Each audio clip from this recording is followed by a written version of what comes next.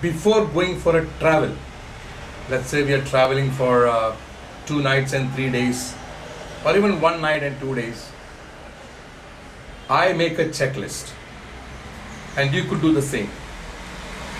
The checklist can have 5 divisions. Division number 1, write down all the constant, all the things that cannot change, like your ticket, the itinerary. Make an itinerary with all the constants listed in it. These are things that will certainly happen. For example, the number of people going with you, or the vehicle that you have chosen to move from point A to point B, and many other things. The next division can have the variables. Make a list of the variables, the things that could become certain as and when you begin your journey or through the journey.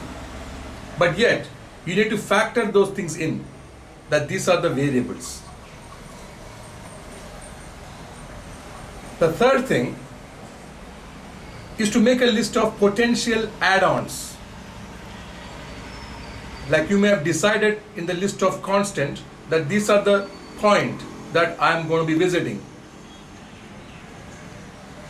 In the third segment, after the variables, under the heading add-ons, you may want to add on certain things that if time and convenience would permit, you may want to visit that person, or you may want to visit that place, or try out a new a venue, a place.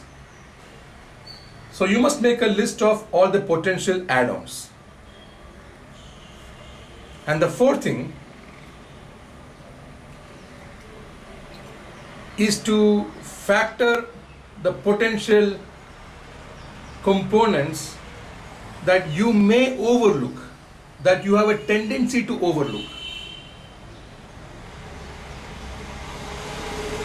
Many times we have a focus of destination, we have a focus of procedure, but in unifocus, we may miss out attention to many other factors which are simultaneously existing to make our travel comfortable for us. So these are the blind spots which we must attend to. So we must factor these potential blind spots, the blind components, we must factor them into the column number 4.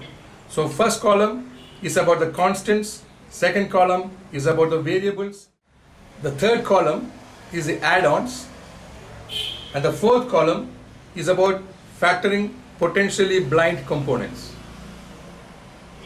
Because when we are so unifocused on one destination, the tendency is to be blind to many other components that are simultaneously existing. So many times how our brain works when we go for a travel is that, for example, now I choose to go swimming in a destination on the beach. Suppose I choose to go swimming, and that is my primary objective. Then the brain automatically factors into it what should be the secondary and the tertiary objectives, because it is unifocused on swimming now, and then it contributes all the things that will make the primary objective successful, or the brain will factor into it or bring all the facilities that the brain thinks that can make the primary objective accomplished. So in this, the simultaneously many other factors can become blind to us. That is where factor number 4 is to make a list of the components that may be potentially blind to us at the time of planning.